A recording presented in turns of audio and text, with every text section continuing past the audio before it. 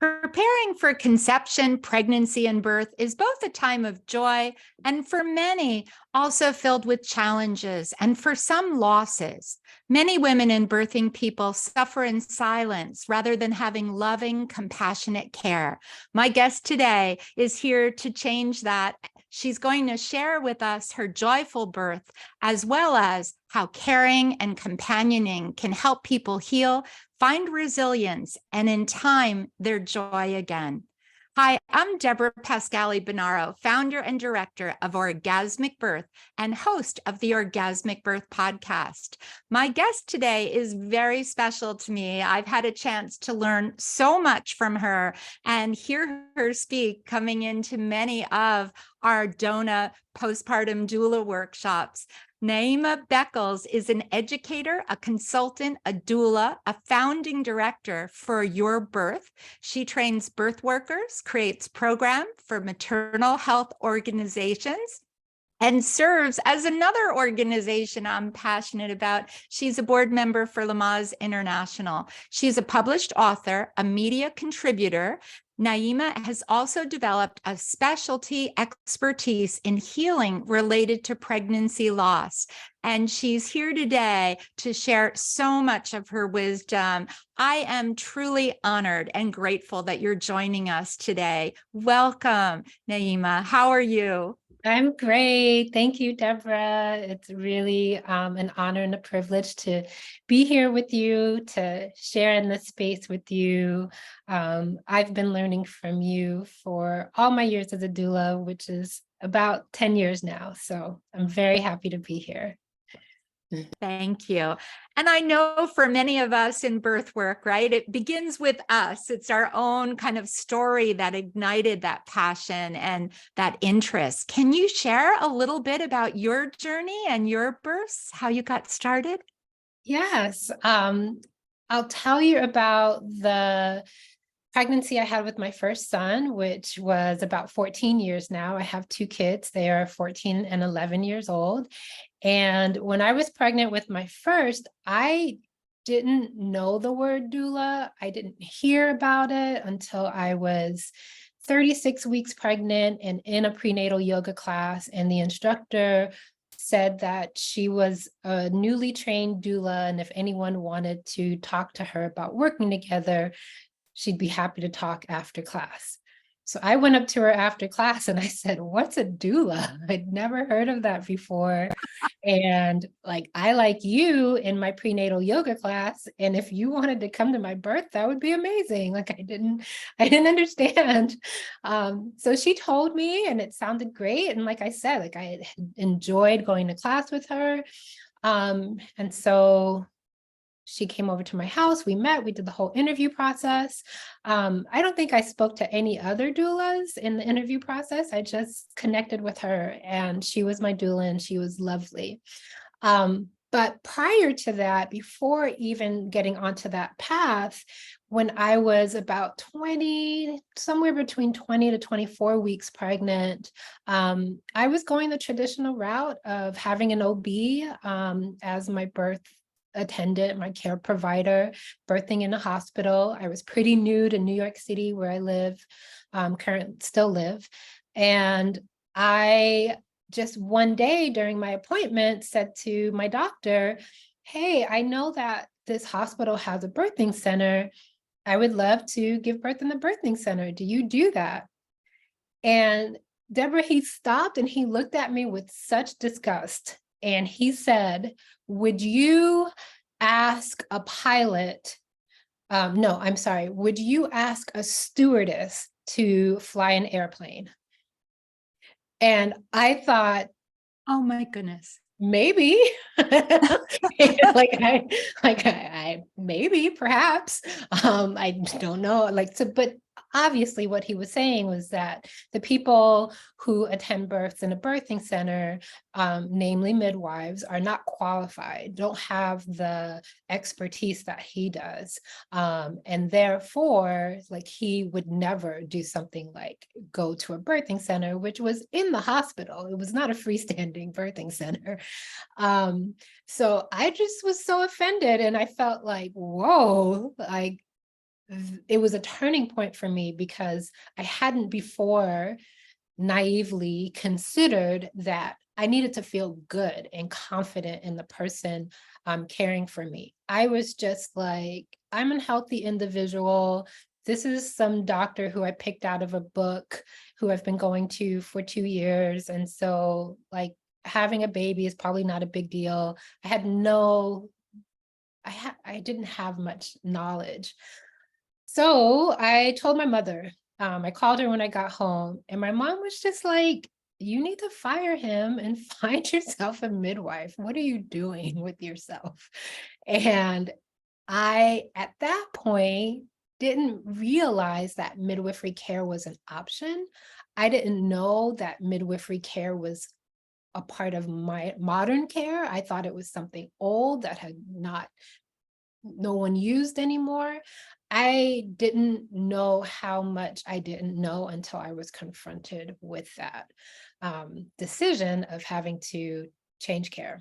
So fast forward a few weeks, I did a bunch of research, including at that time watching a movie that was very popular called The Business of Being Born, and got on midwifery track and never looked back. Midwifery care was the best care, remains the best care that I've ever received for anything in my life. And that's not a surprise to people who know what midwifery care is. But it is, I couldn't believe that I could have had something that likely would have ended up really, if not terrible, just not satisfying. So I didn't intend to find home birth midwives, but because I was pretty late, and just also because of the confidence that the midwives I did find and like had in me and in themselves and in their practice, I ended up working with two New York-based midwives, Martine Jean-Baptiste and Karen Jefferson, who were the midwives who attended both my births, both at home and both fantastic. That's what an incredible story. And, as much as I was horrified by what that physician said, look at where it led you, right? And that you had that strength, and your mother to encourage you, fire them. I love those words too, and be led to two beautiful births. Do you want to just say a little bit what the births were like? How would you describe them Yeah. briefly? I mean, the first birth was picturesque. I was recently with my dear friend who actually attended the birth as well. She was, because it was at my home. I had all the people I wanted to be here. And she was describing the birth just a couple weeks ago to another friend who had never had someone describe a birth to him before.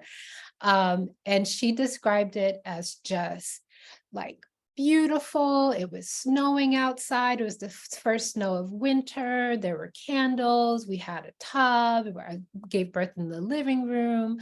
And it was just, I like to set a goal for myself when I'm planning things, and the goal, and I thought about this when I was planning my wedding, like I just want big events to turn out better than I planned, better than I imagined they would be. And that birth experience, my first birth experience, was better than I planned. So yes, I've had two lovely midwives. I had a doula. I had my friends and family who I wanted around me. I had my partner, and a wonderful, cozy setting, candlelight and a tub and all the things. I planned all that, and still the birth was better than I planned. It was fantastic. And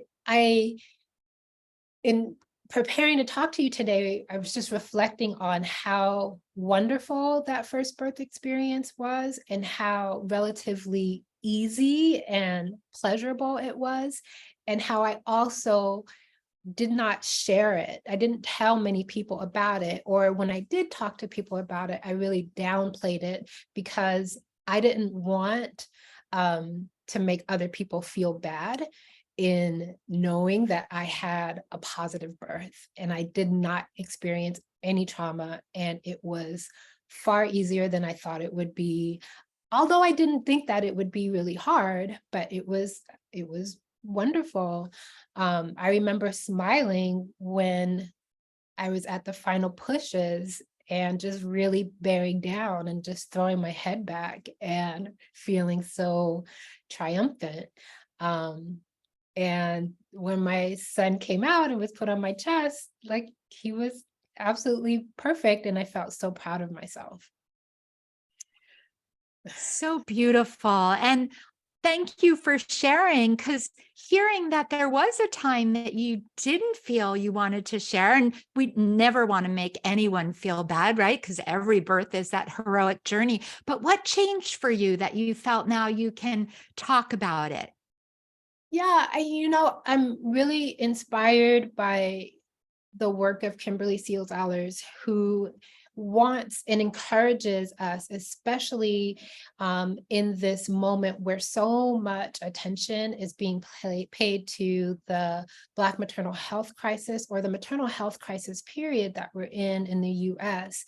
And what she often says is that the doom and gloom narrative is really harmful. If those are all the stories that are being told, then there's no opportunities to learn from joy, to learn from pleasure.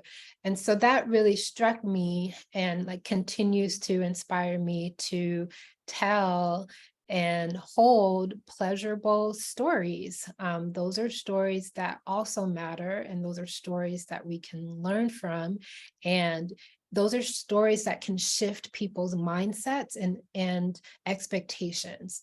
So if all that we think and all that we've been told is that birth will be traumatic, will be terrible, will be over medicalized, then we don't have anything else to aspire to.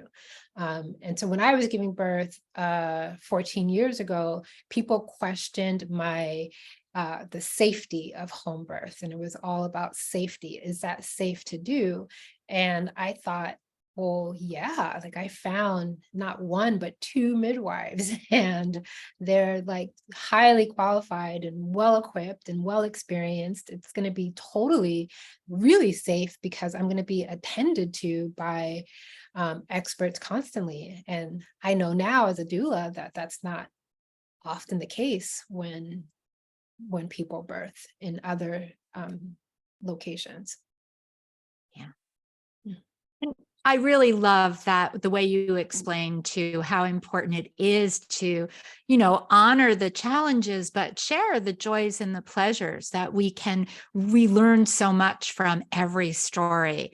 And by holding the joy back, right, we have really left people without that full understanding. That's why I always say orgasmic birth is the best kept secret. So I'd love to hear now, baby number 2 came along how many years later?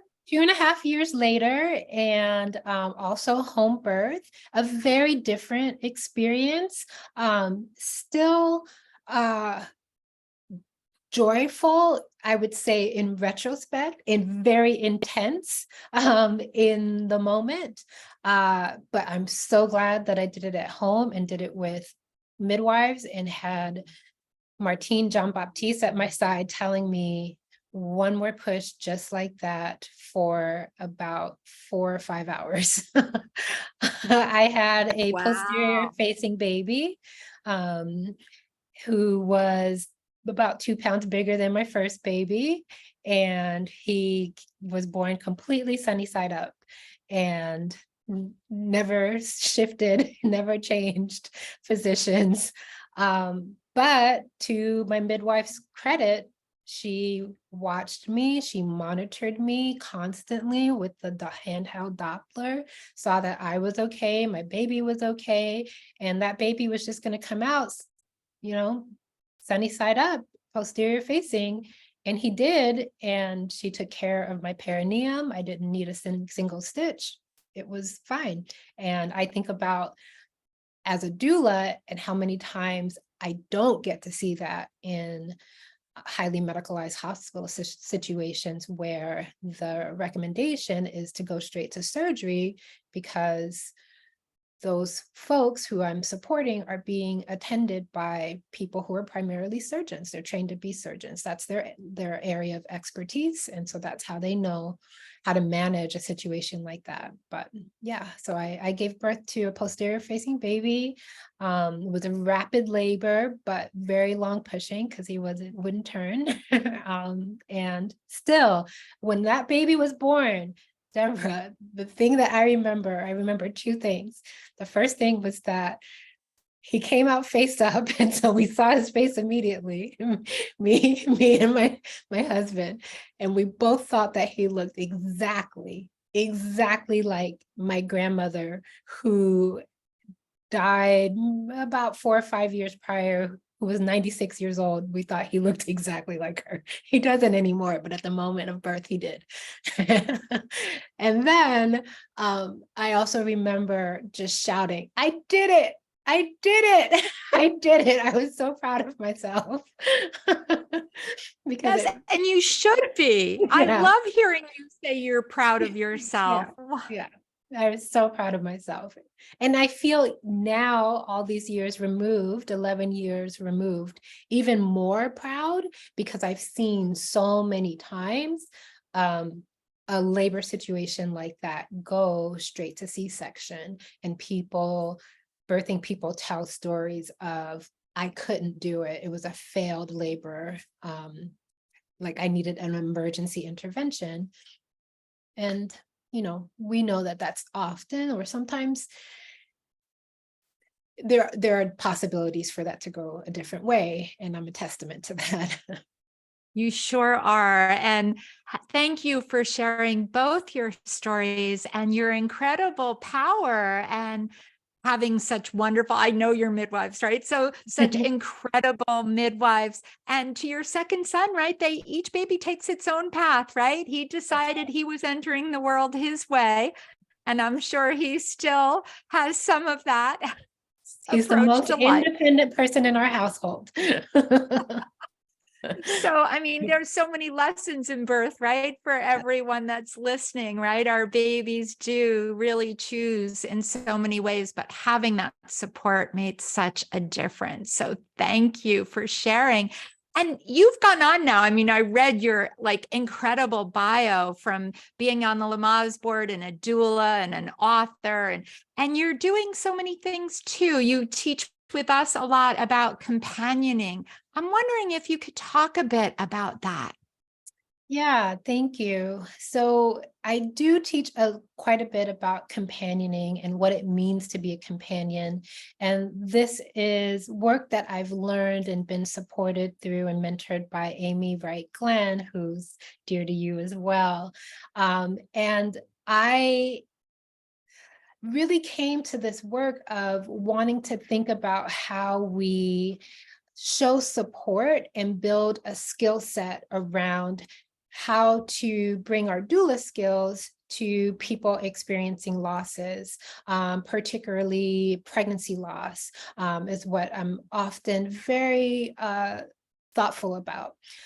So prior to having my first son, I also experienced a miscarriage, and I've also experienced abortion. So I've had 4 pregnancies now, and 2 live births. And all of those experiences make me who I am and how I show up in the world, as a parent, as an educator, as a person in the maternal health space.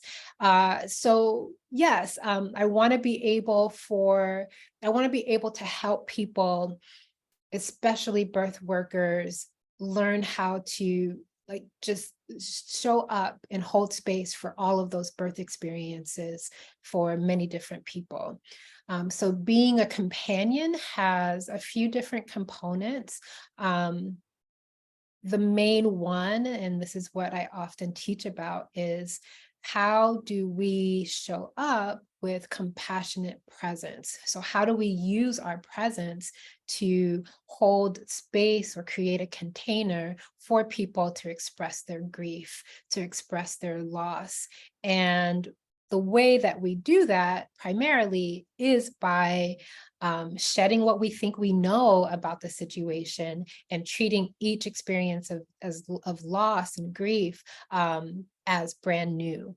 So that means that we can show up with a lot of curiosity. We show up with a listening heart. If we have anything to say, the first things that we say are often reflecting back what people have said to us instead of inserting our own meaning making, encouraging meaning making for the person who is experiencing the loss, and just knowing that a way that we take care of ourselves if this feels too big and too heavy is we have our own support networks where we can share about this heaviness and get support that fills our cup so that we aren't depleted when we show up for others. Yeah. This is so important. That's where I've learned so much from you and from Amy, and how we show up and how we companion. And I know that for people listening, they may be saying if they've had a loss or, they are a doula and want to know more, how could they get involved? How could they learn more with you or in ways about companioning? Yeah, I offer a class, a really full comprehensive holding space for pregnancy loss class that is really it's the second class in a series, but it can be taken, it doesn't have to be taken in sequence. Amy teaches one, I teach another. And I will announce fall dates very soon for when that class is going to be offered. I am planning to teach it in the fall. It's an 8-hour course. We meet 3 times. It's over Zoom. It's a really great space, but you can find out information at my website, which is For Your Birth, FOR, yourbirth.com, and on Instagram at For Your Birth. Fantastic. Thank you so much. Now, I want to ask just for those people that are pregnant, what is one tip you'd like to give them now from your experience and your wealth of wisdom working with birthing people and families? Yeah, one tip for a pregnant person. I think that the tips can be so individualized, right? I am working with a doula client right now, and one tip that I had for her recently is to spend time every day, hands on belly, just breathing in and breathing out, and just like really getting present to the moment. And yeah, I mean, my tip is just about presence and then getting just like recognizing the moment that you're in, and savoring it and following your breath and taking that into your labor and into your early parenting and beyond. And I can feel that as you were saying it, I was kind of settling into my body. So thank you so much, Naima. Your wisdom I know has touched so many people that are listening today. Can you share other ways that people can be in touch with you for your doula services, your education? I know you have a wealth of offerings. Yeah, you can email me. So I'm at Naima at foryourbirth.com. Instagram messaging is a great way to find me. You can write to me through my website, also foryourbirth.com. And those are all the channels that I manage right now. I don't have anything else. That's plenty. That is plenty. I hope that everybody that's listening, because knowing that you have a lot that is virtual and Zoom, people can reach you even if you're not in the New York City area. So I hope doulas and all of you that are planning a pregnancy or are pregnant will be in touch, and we'd love to hear from you. So tag us on social. What was something that touched you in today's talk and episode? And again, thank you so much for joining us, Naima, and thank you to all our listeners for following us. We hope that you will subscribe and be with us for our next episode of the Orgasmic Birth Podcast. Thank you. Thank you so much.